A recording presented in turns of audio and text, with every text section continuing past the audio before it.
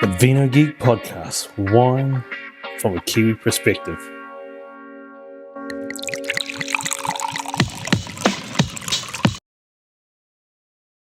Welcome back to the Vino Geek Podcast. This week we're talking about the Organic Wine Awards and what kind of wine awards in general, and especially around this time. So what I'm meaning by that is that given the climatic issues that we've had over the last couple of years in the North Island, so just so you get your head around things, 22 there was a cyclone, 23 there was Cyclone Gabrielle, and one thing to note is that previous vintages impact the yield for the following years. So, for instance, 2024 that is potentially being released out into the public now from different producers. Again, just like 22 and 23, the small crop, because in order to produce something of note in a poorer year, they'd have to drop fruit. So the yields that they're getting, the amount of wine they're making is minimal, if they made wine at all. And then 24 being a good year, great wine, but very limited production again. So now coming back to the wine shows, how does that affect the wine shows? Do wineries have wine that they can enter? A, do they feel it's good enough? B, do they just have, they probably just have enough wine to service the customers that they're trying to hold on to? Because, you see, if you have no wine and it's somebody's favourite wine, as we were talking about last week, essentially buying the same wines all the time. If you can't do that because they've run out, you're going to go somewhere else and they're potentially going to lose their customers. So why would you enter an award show when, worst thing that can happen is that you win the trophy and all of a sudden every man and his dog wants the wine. Case in point, so at Lionel's we had just changed over the wine list from Terrace Edge Syrah. We had that on the 2021 vintage. Now, the 22 won the trophy at the New Zealand Organic Wine Awards. We decided to knock it on the head, because if the 22 wins it, and that was the vintage we have to roll over to, every man and his dog wants it. So are we all of a sudden going to be on 23 in another couple of months? And those are the things that you've got to think about. All good and well to have these trophy winners on the wine list, but if they sell out, you don't have a trophy winner anymore. You've just got another wine. And sure, the 23 vintage wasn't so bad down south, but we loved the 21, obviously, because there was a little bit of bottle age, had a little bit of time to settle into its work. 23, if, they weren't even planning to release it, but in another couple of months, they'd have to get a bottle cleaned up and released. So that's the type of thing, it's sure, could be great, but not willing to go down that road when there's plenty of other options to be had. And on that, and that's the thing, like the Organic Wine Awards, it's great to recognise organic wines and organic certification, because obviously the only wines that can be in this competition are organically certified wines.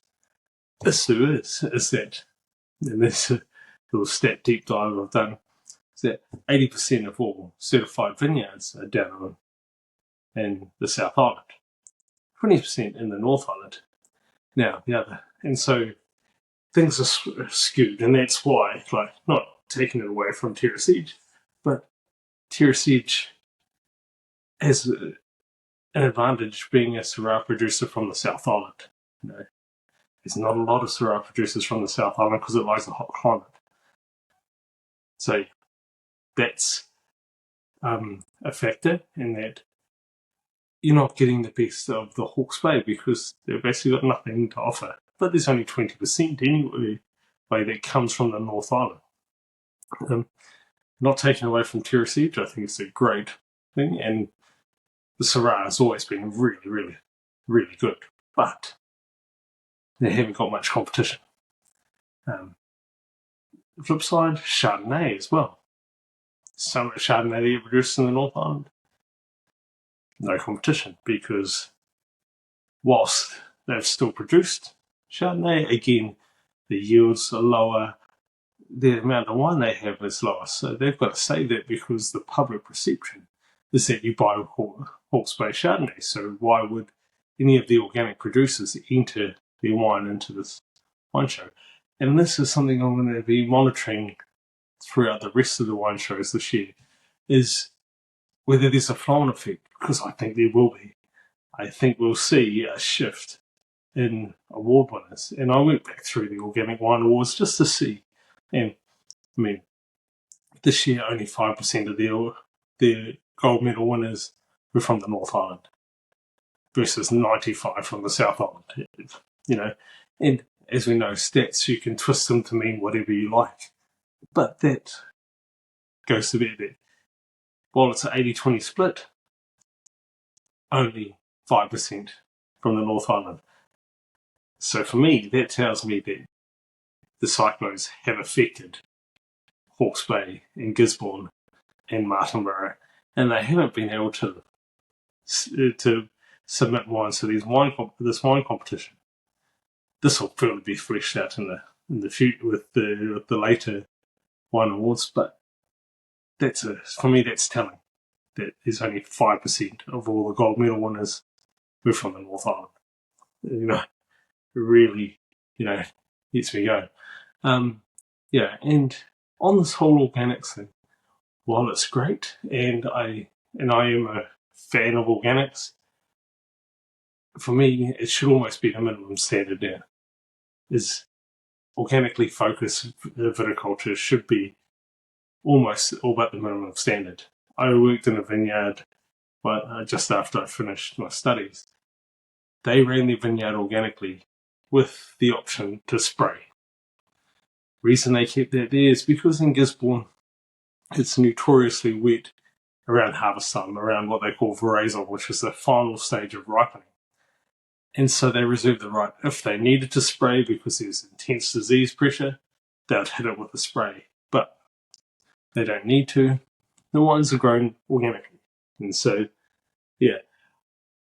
I feel like that's the minimum standard. That's what people should be doing, whether they're certified or not. And I know that there's the wine of the week. The company that produces the wine of the week goes further.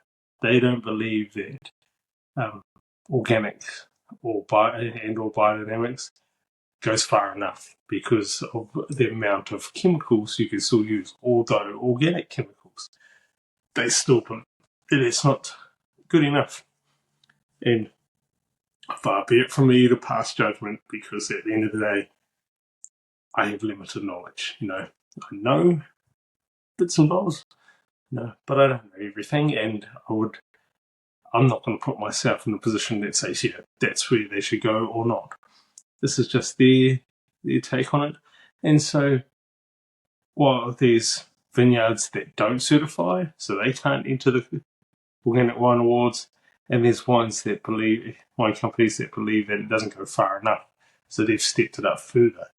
And as a result, they're not organically certified because they don't believe in it either. So, while you have to be organically certified, and that's a great achievement, I think it's the minimum standard. So, for me, great having these awards because you know that these award winners are all organically certified. So they're all doing things naturally with an eye to the future. And that's why I think this is the minimum standard, because organics is the way to keep your vineyard going for a lot longer than just sustainable. Sustainable viticulture is, to me, a thing of the past.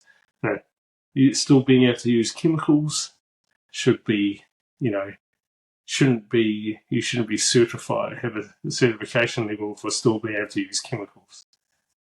That's just my opinion, and I'll stick by that forever. I mean, you can have the right to use, you can have that whole situation where if need be the last resort, you can, but at the end of the day, you shouldn't need to. Villa Maria, years ago, Sir George Flisnich looked at organics versus non-organics, and he realised that the quality of the fruit with organics far outweighed commercial viticulture. But whilst he never certified all his vineyards, the vineyards were run organically. And so he got this really good quality fruit and at a more economical price because he wasn't spraying so much.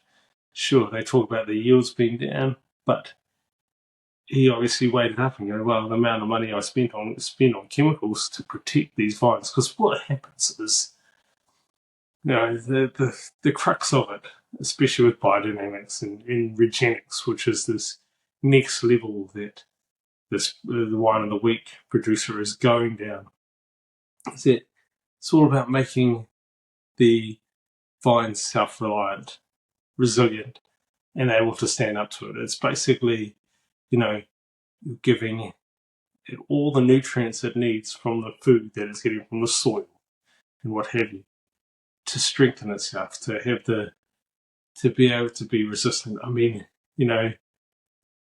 it's a bit like, when I was growing up, you got chickenpox. Everybody had a chickenpox party. Don't remember having a chickenpox party, but and infect everybody because makes everybody stronger. You ate a little bit of dirt, get a little bit more resilience. Same thing with these vines. It's the same philosophy with this next level, where sustainable and the more commercial way of doing it is just continually sprays so that they're not affected by disease, they're not affected by everything. Keep adding the food because we've got nothing in the soil because we've killed the soil because all we want is a commercial crop. That's not sustainable and that's got to be expensive. And this is what Sir George figured out. He realised that going organic means you're not paying for sprays, you're not paying for this. And so it worked out more economical for him. I mean, arguments can be said about whether it was really that economic for him in the end, given that he doesn't own Villa Maria anymore, but that's another side topic that we won't go down. Again, organics is a good thing, but having a wine awards that is dedicated to organic wines really segregates things. When there's over 700 wineries, and I think the last figure was maybe 50% or something roughly around that. It's only half the wine companies can enter because they're only half are certified, but then probably another 20-25% are probably using organic practices or going, managing their vineyard just like the vineyard next door that's certified, but they can't enter. Again, we can argue about semantics about that, but that's a big thing, and especially when you go back to the climatic conditions. 23 stunning down south. They had a summer for all ages, and but then again, Pinot Noir doesn't really like it too hot. It's proved in Burgundy, how warm things are getting. Pinot Noir isn't really liking it. When they've had their heat waves, Pinot Noir is shut down. It's not good. For Pinot Noir, Chardonnay is very adaptable.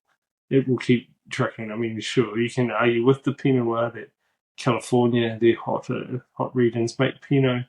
It's not the same. It's not the same. You might love it. You might think it tastes super delicious. And it's your way of drinking Pinot when you don't really like Pinot because it doesn't taste like a Pinot because it's so hot. So generally it tastes more like a Shiraz, which people that like those styles of Pinot love Shiraz. I can't stand them because that's not Pinot. If I want one like that, I'm drinking a Shiraz or a Cote de Rhone or what have you. Something that's giving me, that's supposed to be like that. Not a cool climate variety grown in a hot climate. That's not cool. You could argue the same way as I don't want a wine that's normally grown in a hot climate, grown in a cold climate, because it's not going to have the same characters. And before you say anything, Bordeaux is not a hot climate. So this argument about Cabernet not being good in Hawke's Bay, it's a load of bollocks, because Cabernet is grown in Bordeaux, which is cool climate. It's not a hot climate like the Rhone or further south, down in the southwest, where it is hot. No, it's not Rioja, it's not Sicily or anything. It is a cooler climate. It's very similar to Hawke's Bay. So in that argument, because Cabernet can be great from Hawke's Bay, and it's just scale. That's why Bordeaux produces so much more, and you see so much more, and you think that there's a difference, but there isn't. Anyway, and I'm digressing.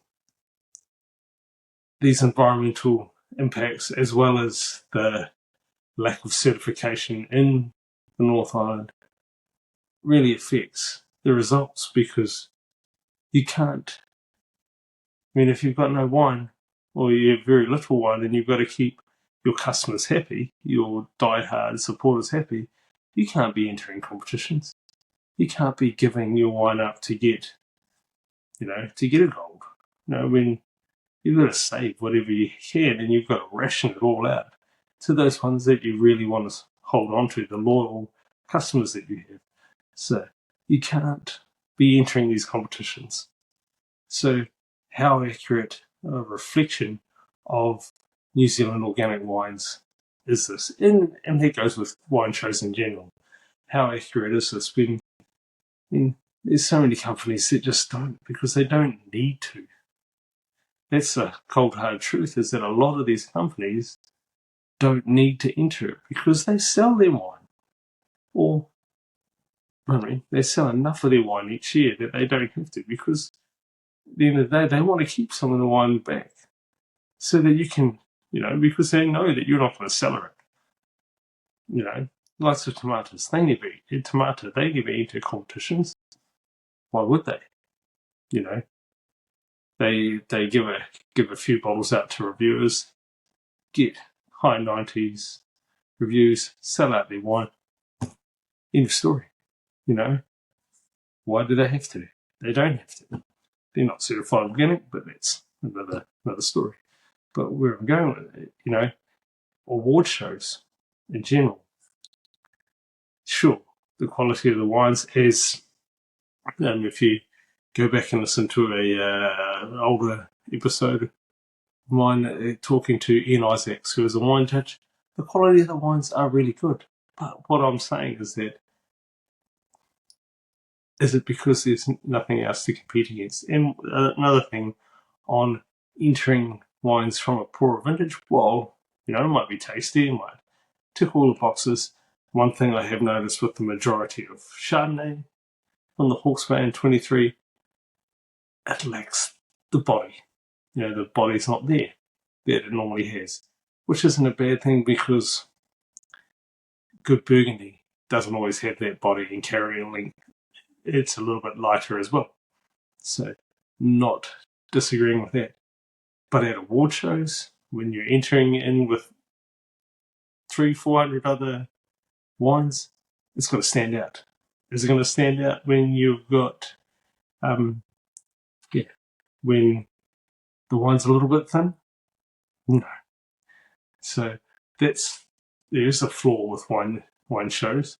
As good as the wines are, and they have to be scrutinised, if they don't fit into what they're looking for, they get pushed by the wayside. And my fear is that 23 Chardonnays and award shows are all going to get pushed aside, especially from the North Island, because they're a little bit thin, unless they have all the bells and whistles. And I'll go into that in another episode, because there's a whole other kettle of fish about how wine companies can manipulate their wine so that it takes out all the edges, it takes out all the individuality of the vintage, and so they can still produce wines year in, year out that taste exactly the same as each other. It's a skill, it's an art, not one that most producers want to, especially the more artisanal, better producers. They don't go down that route. They want to showcase each vintage. So, yeah. So that's a little rant just to wrap it up, really. That's it. Organics are good, and the Organic Wine Awards are great, and congratulations to Terrace Edge for the overall wine producer. I do have my reservations, especially this year, because of the limitations that, or the conditions that affect Hawke's Bay and Gisborne and Martinborough. They were affected by 2 cyclones back to back.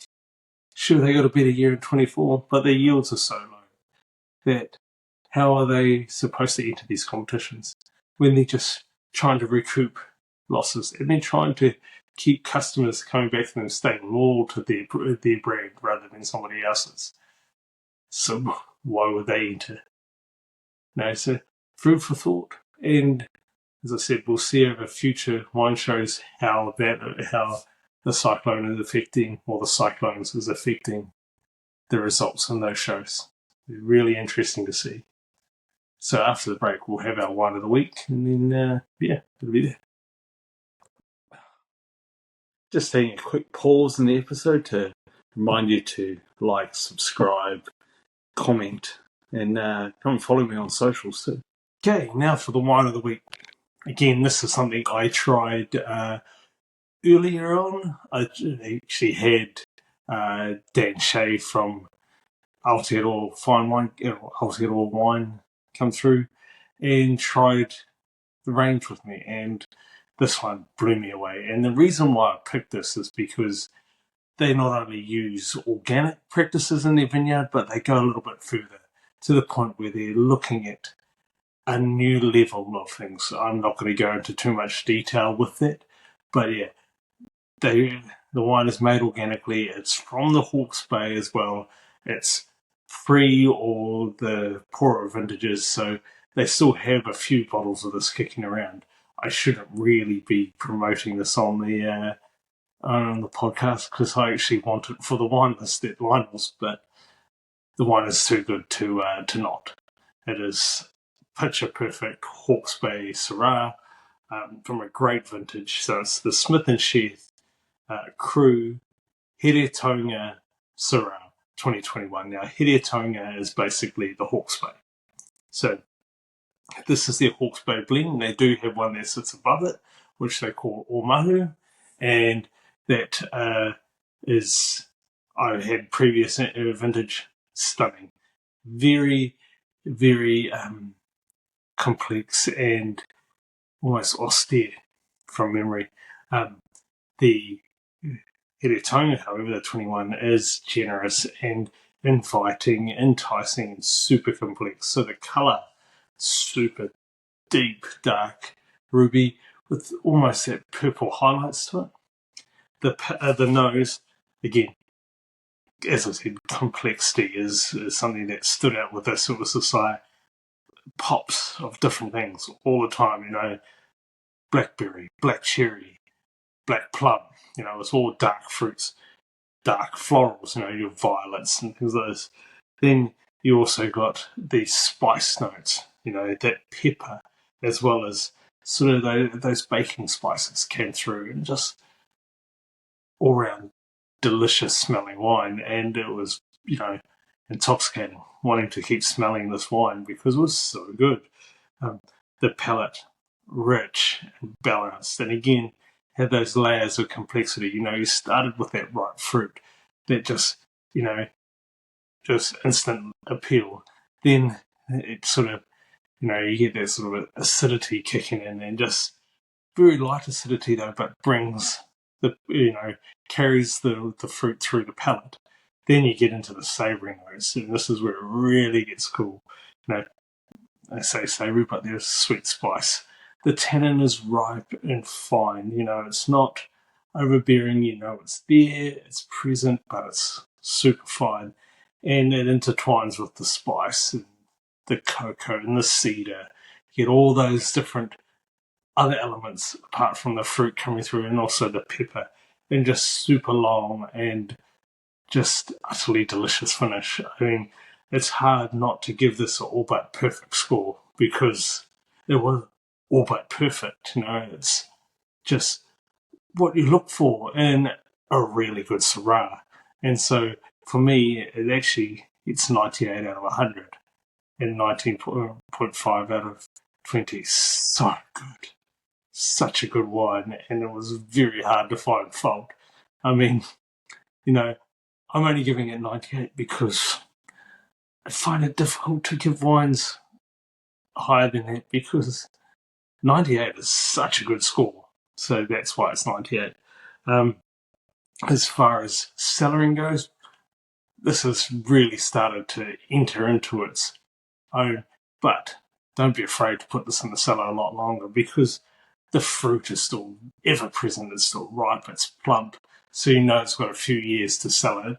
And as always, it depends on how you like to drink the wine, whether you cellar it longer or shorter. So if you like it a little bit, you still like the primary fruit, you like the presence and the fruit weight, don't cellar it too long. But if you're happy for that to be stripped back a little bit and be more refined and elegant, cellar it for longer. Okay. As far as food goes, I mean, it cries out for sort of braised beef, roast lamb. If you go down the vegetable route, I mean, delicious roast pumpkin, something with a little bit of smokiness. So you could go like a roast pumpkin with a smoked sort of like a yogurt or labna sort of character, because there's enough acidity just to cut through that, and the smokiness will really interact with the fruit really well. And just play with some spices, Middle Eastern spices, za'atar or things like this really work quite well with this dish, with this wine. So yeah, that's our wine of the week this week. As far as next week is concerned, we are, now let me remember what I've got lined up for next week.